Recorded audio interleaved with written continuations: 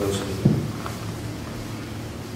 The other thing that we would do with this particular church, now that we had this going in session, we would begin session with evening prayer. You know, it's like communion on Sunday morning. We don't have time for this. Right? And then let's think about that. It's not your time anyway. This is God's time. And at the chagrin of many people, and I guarantee you, there's people in the stream who are going, right, evening prayer at the session. If you do it, your session will go better, guaranteed. And sing, make the session sing. And at the end, we will do prayer at the close of the day. It's a very short prayer. Prayer at the close. So we framed the session meeting around evening prayer at the beginning and prayer at the close of the day at the end.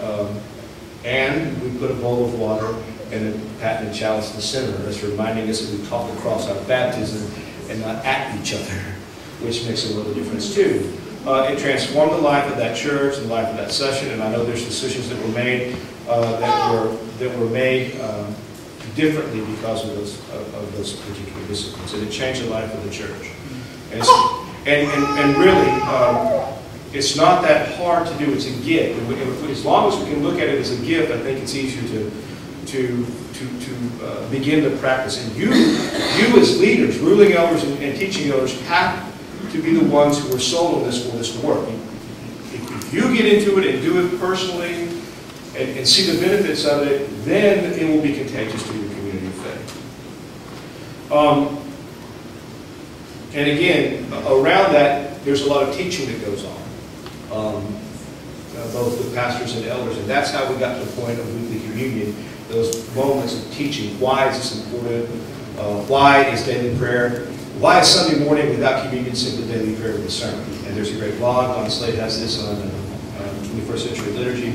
Alexander Schneemann made it very clear that Sunday morning, Lord's Day, is simply a daily prayer. The only thing that makes it Lord's Day worship is the fact that we break bread together. Otherwise, it's just extended daily prayer. And it's part of the rhythm. Daily prayer happens, even on Sunday morning. It happens every day of the week. It's a rhythm or ordo or pattern of our life. And I invite you to participate in the deep pattern that's already going on in the church and to see what can happen. All of that happened in that particular congregation translates to larger groups. In Arkansas Presbytery, we have cluster groups.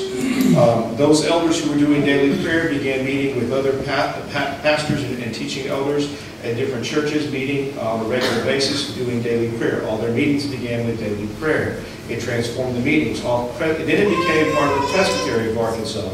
And this happens in some of the committees except for COM.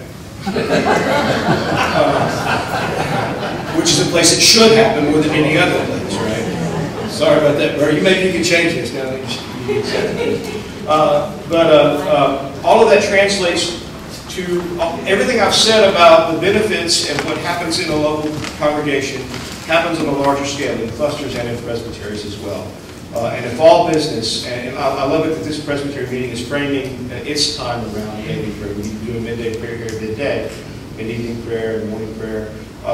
If you can find ways every time you gather together to do this, all of these benefits and more will be a part of the life of this presbytery in your life as well. So there's a lot more to be said. I'm trying to be mindful of the time. So I'm going to open it up for questions or comments for Barry or I'll keep talking.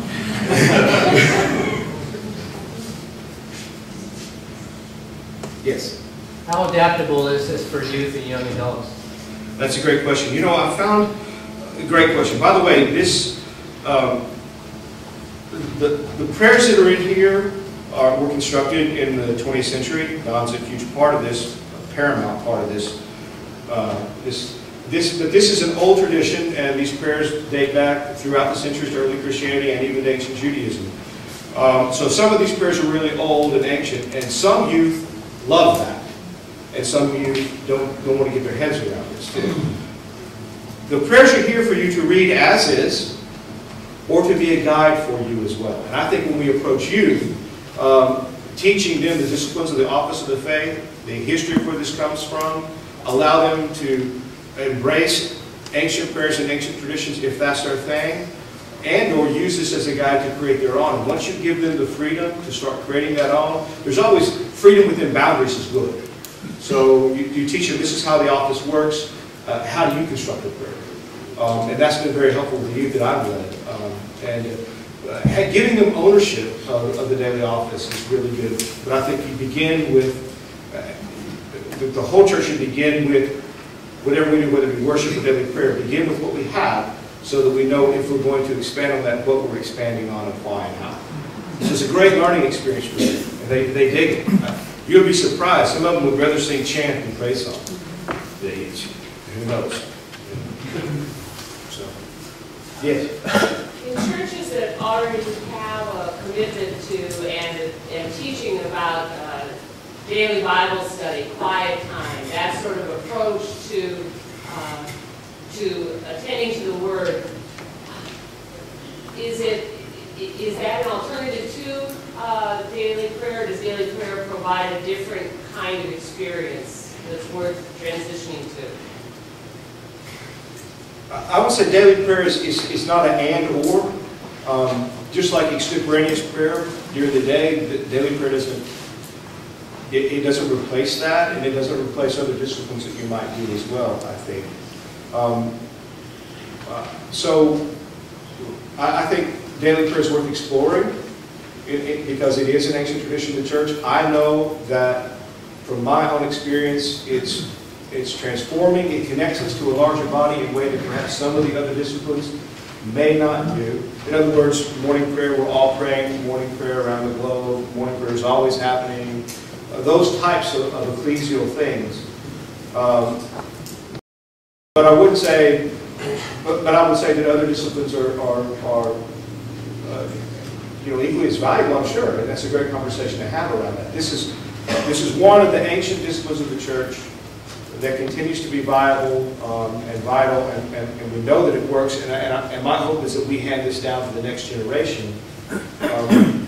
But there are also other great spiritual disciplines too that churches can embrace. And there's different strokes for different folks. So there's people who would do daily prayer, but there's people who probably wouldn't and would do like a Divina or some other type of Holy Spirit. And so I think it's not an either or would be my response to that. Yeah, I think I would put that. But I think it's the same thing in a slightly different way, which is to say what we're talking about with this are matters that have to do with the art of the possible. And so it's a matter of figuring out what are people ready to do and be a part of, and of the various tools that are available, the various disciplines, which is going to help people get to where they need to go, which is that's a matter of discernment, right? Another one of the sayings that came to me from Joe Small that I like is actually a quote from the Duke basketball coach Mike Krzyzewski, who said, the saying is that those who can't make decisions make rules. And I think that this is a case where one needs to make a kind of discerning judgment to make a decision, given who these folks are, given where we want to get, what's going to be of the array of tools that are available, what's going to be most useful for them. And there's a hope that, a deep conviction that the pattern of daily prayer brings some special things with it. But if that's not going to work for a group of people, maybe something else will help to get to a place where different kinds of things can happen.